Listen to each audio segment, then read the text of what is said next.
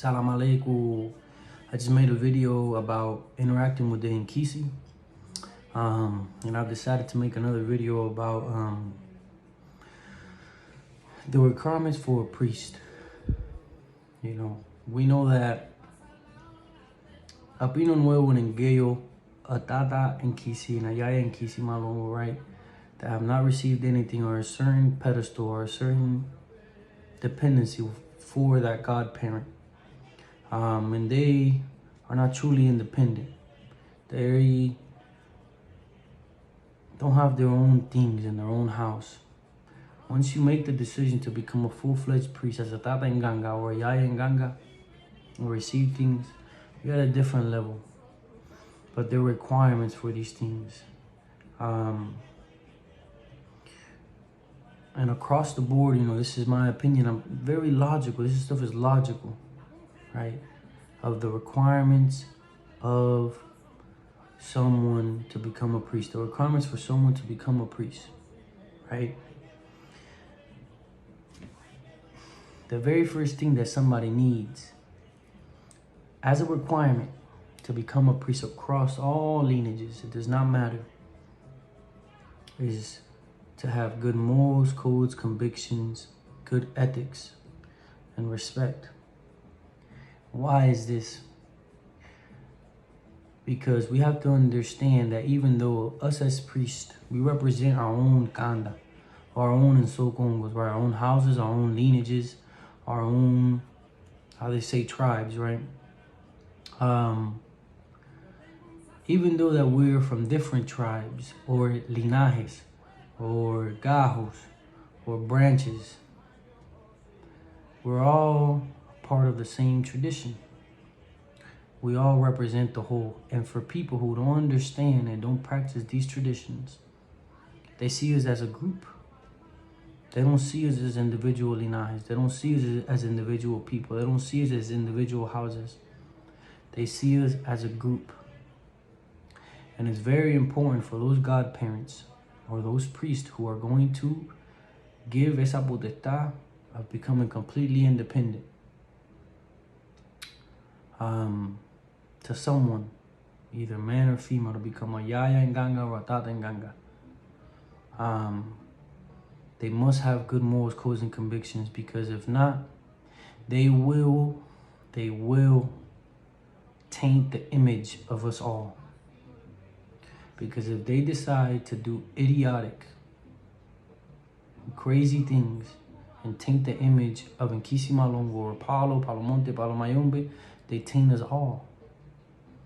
And there's some that has passed away in the past, right? Serial killers, killing people in Mexico, all that stuff. Bunch of buffoons. I don't even want to get in that because that gets me heated, right? That taint our image extremely bad. That's the very first thing. They must have good morals, codes, and convictions. And another thing is because they swore to that the day that they died, they were going to represent this. That Nkisi was going to be with them. So they die. At least when our linaje is like that. So he can never practice any other tradition. What I mean by tradition, any other religion. They cannot stop this if they make those strong agreements like that.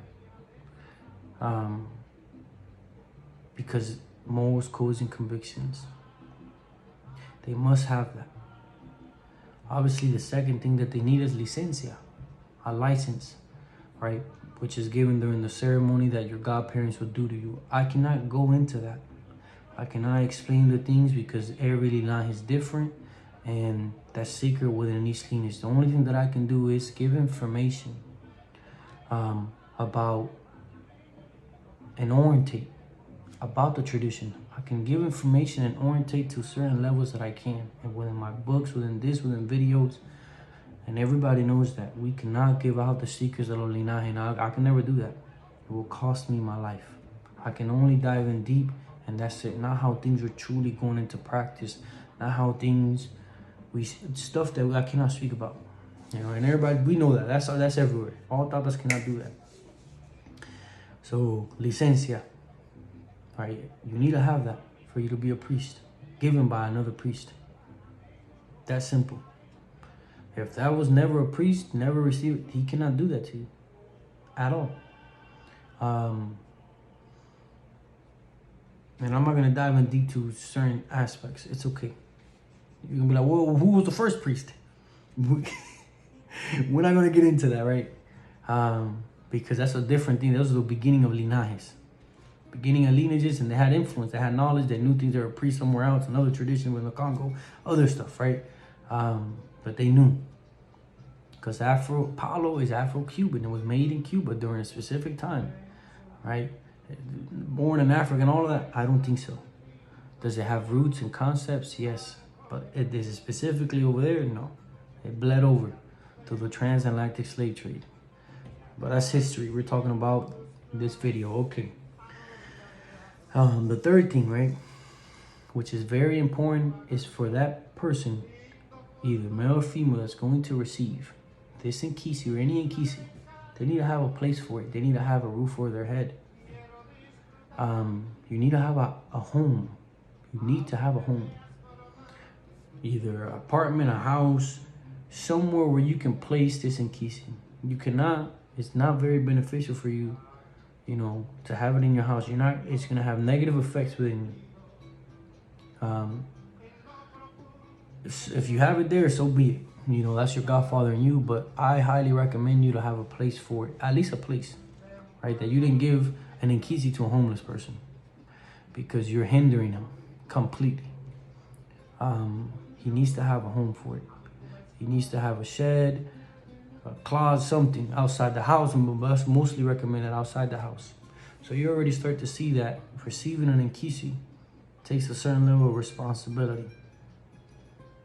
We have to understand, obviously, that it takes money within the rum, cigars, and the animals that it needs for us to sustain it. And a bunch of other stuff, without us even opening the house, without us even using it for other people, just with it for yourself, to sustain it. It's not to be there and get dust and all of this. It's not that at all. Because if it does that, there's tremendous serious effects within your life. So a house, you need to have a house, a place for that Nkisi or home. Because that's where you're going to be introducing it to. The next requirement, this is specifically to all the males, right, who are going to receive an Nkisi. You guys, some lineages care, some others don't. But that priest needs to have a yaya. Needs to have a woman, at least a woman. She don't even have to be initiated. At least a woman in that house.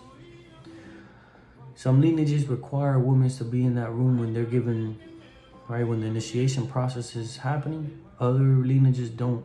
We're not getting into that politics. But is a yaya very fundamental, or a woman, a spouse, to be in the house? Yes. Why do you think that? Why is Tata Matamba saying that? Because females that you have never met before, older ladies, females, all of that, will come to you for readings. And they're not going to feel comfortable. They're going to be on edge, and specifically that they just met you by word of mouth or by a YouTube video, however they met you. Most of the time by word of mouth. So you need to have a home for them to be able to get there. And two, you need to have a woman. Or woman and children, because when she sees that, they'll be at ease. They don't feel alone. And it's very difficult. Right? Think about it. It's very difficult for you to bring somebody to your house and it's just you and that person that you never met before. I would be on edge too. I'll be on edge too. They tell me I have to go see this priest and this and that. He lives by himself. Nobody's gonna be there. You know, you don't know. Come on, you don't know who you're meeting. You don't know if he's a serial killer. You don't know what's going on. So it's very important for these priests to have a home and have a spouse, have something, have a certain level of prosperity. Because prosperity does not mean money. It does not mean that. To have a home, a family, so a great form of prosperity. After you have these things, then obviously knowledge. And people are going to be like, yeah, obviously, yeah, knowledge over the tradition and working and this and that. Put that aside. Obviously, he needs to have that to get licencia. He needs to have knowledge on working with the inquisis and how things are functioning. That's obvious. That's an obvious thing. But he has to have knowledge about life. He has to have knowledge. Either she or he has to have knowledge about the processes of life. Because you are going to have people, if you open it up for the public, for your community to come to you and resolve problems, you need to understand all the processes that happen within our community. For example, you will have people that come to you for court issues, health issues, love issues, financial issues, and obviously spiritual issues. Most people only focus on that spiritual, muerto culo, this and that. No. The other ones. And you're like, what do you mean by that? I'm like, yeah, they're processes. If somebody's getting locked up, how do you understand the process of the lawyers, trial, all that process, the whole 9 yards within the judicial process? Guilty, innocent, is he locked up? Is he out on bond? Does he have a public defender? Does he have this? What are the charges?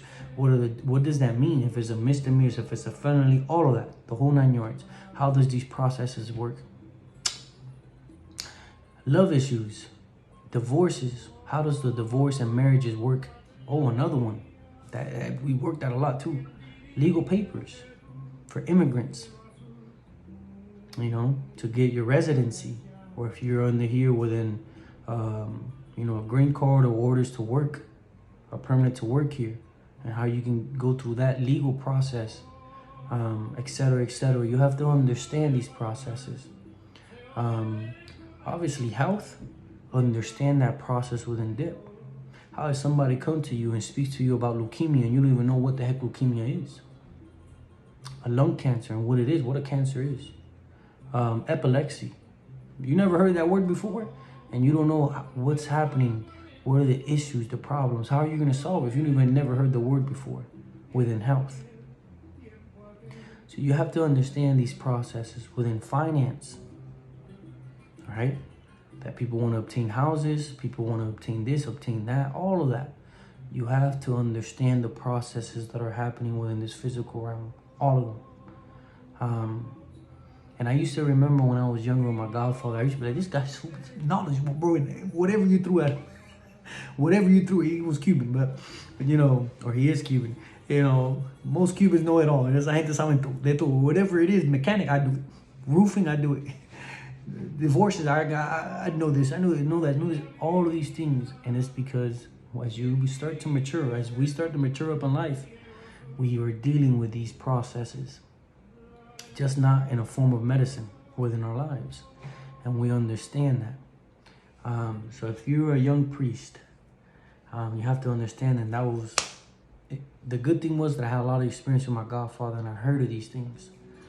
But if they would have made me a priest from one day to another in the first time and I was just a young kid, I wouldn't be able to fend. You think, people have to understand, I became a priest when I was 13 years old. Do you think that I started doing consultation for people and jobs? No, none of that. I was working alongside my godfather, seeing how he did things, how things functioned. And obviously that moves you, matures you very fast when you hang around the elders, people who are more mature and understand these processes. So you have to have knowledge over the processes, because if you don't understand the process, there ain't no way in hell you're going to be able to resolve it and understand situations. So the priest must understand that, or at least a great priest. Another one is communication. And we're not speaking about communication just with the dead, right? We're not speaking communication just with the dead. No. Consultation, no. Obviously, we're speaking about communication and learning how to communicate with one another, because you will have all walks of life. All walks of life will come to your house. From the most thuggish, murderers, killers, lowlives. It's the truth. And then you'll have the people from a higher social status, that they have businesses, that they are lawyers, judges, entrepreneurs, even politicians, believe it or not. And you must understand how to speak and their lingos and the way that they express themselves to you, and how to express yourself back to them. You must understand how to communicate and deal with liars, narcissists, naive. There's a lot of the people who also come that are naive. All of these things, because the world is like that. Just like out there in the world, we're around them. Some of them, they're wolves dressed as sheep. Other of them are sheep dressed as wolves. And we have to deal with them. Same thing as an Nkisi Malongo. Because you're bringing them into your home, into your family, and who you will choose to. So a priest must have he must be well-rounded within these social skills and understanding culture, like-minded people, right? So he can be able to interact and understand how to communicate effectively within these patients and other people. Because to have godchildren, that's a headache. You know, my godfather said all the time, don't hide it. Do a lot of ensada. And I've always been like that. I like more of ensadas than hayando. Because when you initiate godchildren, they come from different cultures, come from different ways, different ideologies, and they're dealing with you. And you have to have the patience and the knowledge to communicate effectively, to understand, and all of that stuff. So knowledge, not just within the Nkisi Malungo, but about life. You need to have that. If not, you're going to have a very bad experience as a priest. You're not going to make it. You know, you're not going to make it because you're going to have all walks of life. All walks of life. And you have to know to deal with the good and the bad and the ugly. You have to. It's the truth. The next thing, right, that they need is materials. Materials, and what does that mean, right? Materials are referred to connections between animals and other materials that we need that you might not get them in botanicas. If you're in Miami, obviously, yeah. If you're in Miami, you're well connected. Miami no tiene tu. Miami, anywhere you go in Miami, you speak to one of them Cubans and they're well connected. Everybody knows everybody there. You'll be fine in those cities. But if you're in a place where you're more northern, more up in the north, that they don't even practice these traditions like that. Or central the United States, or in another country. And they don't have botanicas. They don't have spiritual shops the way that they have them in Miami. The animals, too. All the animals, too. You have to go to rural areas to buy them. And they're, what we buy these animals for? You know, you have to learn to speak and be like, oh, no, all of these things. Even though this is legal, because you taint your image. You have to be very careful. Same thing, many materials, not just the animals, other materials, right? From nature and stuff that we need. You need to have connections. If not, you're not going to make it too far.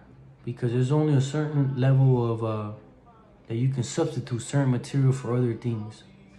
To a certain extent, you can substitute certain plants for others, certain things for this, for that. But there's sometimes that you cannot.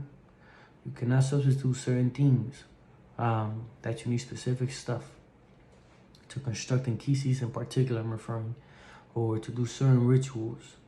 You need specific things. So how well connected in the area that you are or where you live, you have to think about that.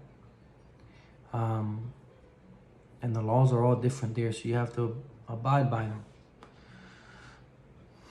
And another most important thing as a priest, most important, well, there's another one that, I'm not gonna make this video too long, but this is the majority of stuff that people have to start thinking as a priest. If you're gonna wanna practice this tradition, is networking with other priests. And why is that so important? Why is it so important for us to network outside of our lineages? And it's because You must understand the way that they function, the way that they do things within their linajes, because you're going to have people come to you. And sometimes those stuff are built correctly. I have not had one person come to me yet that their things are not built incorrectly or that they are not initiated correctly. And none of those people are from my linajes. Because obviously their godparents and stuff that did that stuff, they had knowledge, they had things, they fell out because of morals, codes, convictions, all of that politics. That's them. But you have to network to understand that there's different ways of doing things. And the fundamental stuff that truly need to be there. If that's not there, everybody knows. So things can weave back and forth, or things can fluctuate. But you can't break, right? We can bend the rules here and there, this, depending on linajes, that they do stuff a little bit different, but they never break. It's always somewhat the same concepts, the same practice. And it's very important for us to network. It is. And you're like, what do you mean by that? I'm like, yeah, you have to network within this tradition. And just in life, it's not what you know, it's who you know. If this month you have nobody to touch the drums or whatever, or this or that, you have somebody like me. Because I networked one time, I'm up here more in the northern part, and I had no plants, none at all. And I needed them. I had no matter where I went, there was gonna be no plant. It was wintertime, snow, no plants. And I needed the plants. I had another tata from a different lineage, and I asked him for plants, his connect. That day, he was like, here, this is the number, call this person. They'll send you the plants, because that's their actual profession in Miami, and they do all of that. He obviously facilitated me. I was like, oh, coño, me estaba embarcado. You see? I was able to connect and get a connect of who can send any plant anywhere. Hey, that's that person. Any plant you want, they got it alive. You know, you're still green when it comes to you. But it's a little bit more costly because you got to ship it overnight. You see, networking will help you out big time. Also, right, when you can't resolve issues, you can refer them to other places. Like I cannot initiate homosexuals. I cannot do that. I would love to, but I can't. That's just something within linaje. But I know other tatas who are respectable from other states. They're from other states. Quite a few, like 4 of them that do. And I refer them to them. Look, go to this house, go to this one, go to this, see which one, you know, does a better divination, I guess, and initiate with them. I've never been there and their stuff, but from me speaking to them, they seem very respectful. You can refer them, look, they have wives, they have children, have all these things. So, you know, they're not going to be messing around. So it's very important to network. And another thing is within other traditions, within Ifa, within La Ocha, within the Espiritismo, because they all overlap on each other. And you have to learn those traditions too. How are you going to be a priest and not understand how Ifa works?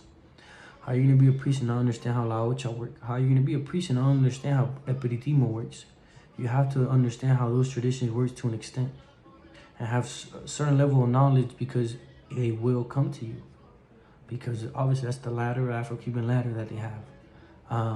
Or el Espiritismo, el PALO, el Corona, and some of them go to Ifa. All of that, you know, to understand how all that works. And I'm not going to get into the negative side of being a priest, right?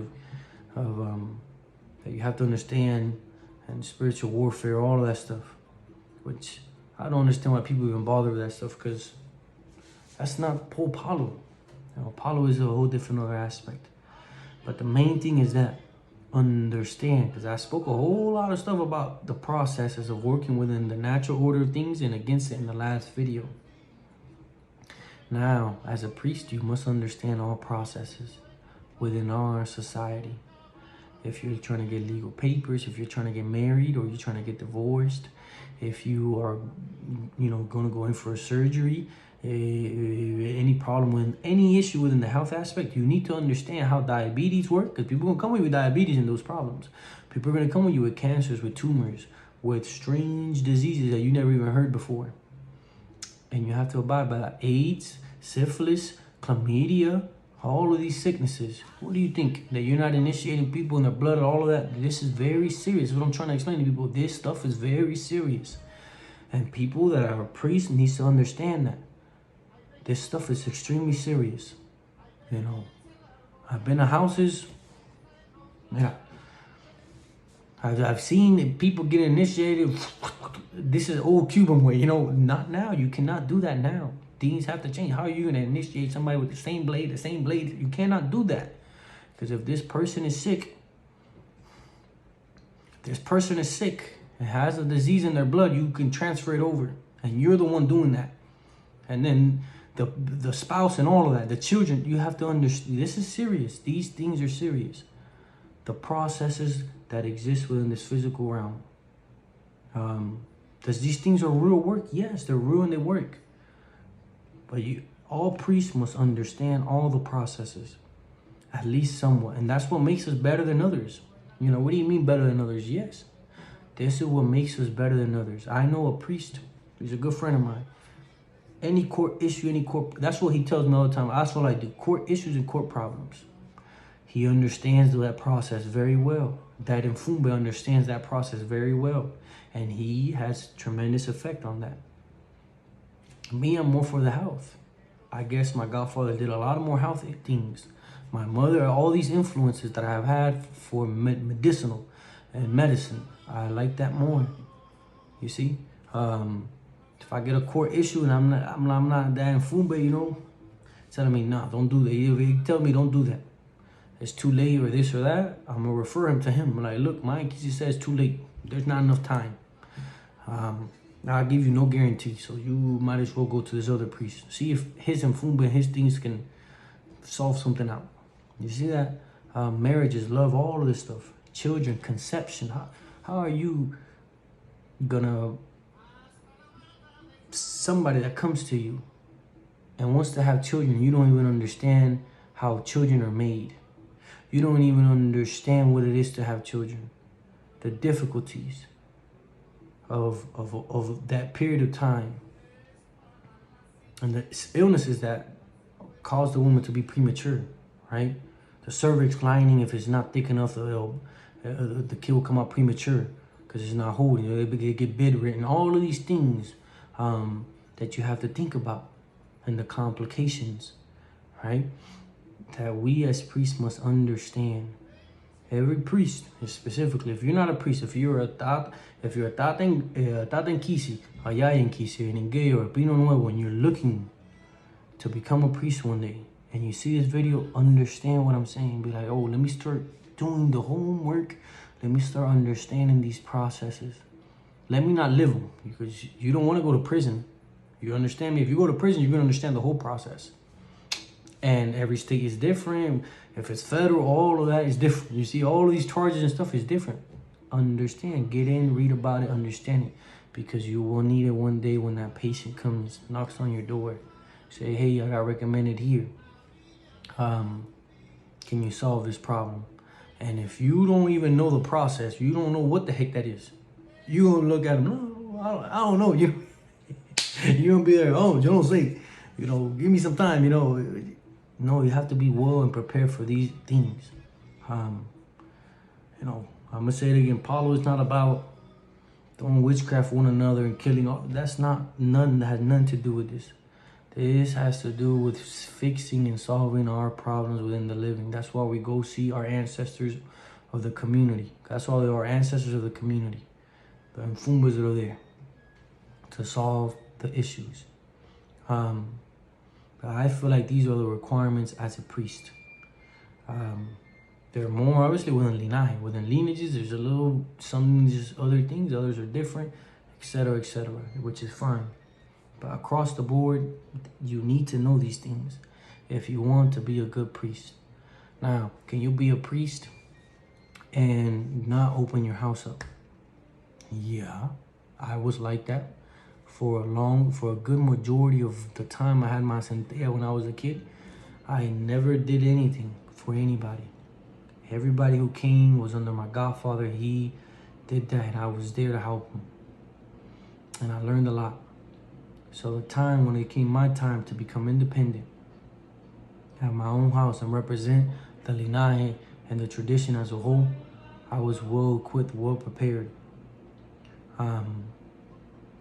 Which is fine, right? That's what my godfather did, but I always question it because, you know, I don't think I'll give somebody 13-year-old an Ikisi. Oh, you know, me, it has to have the same scenario like I had.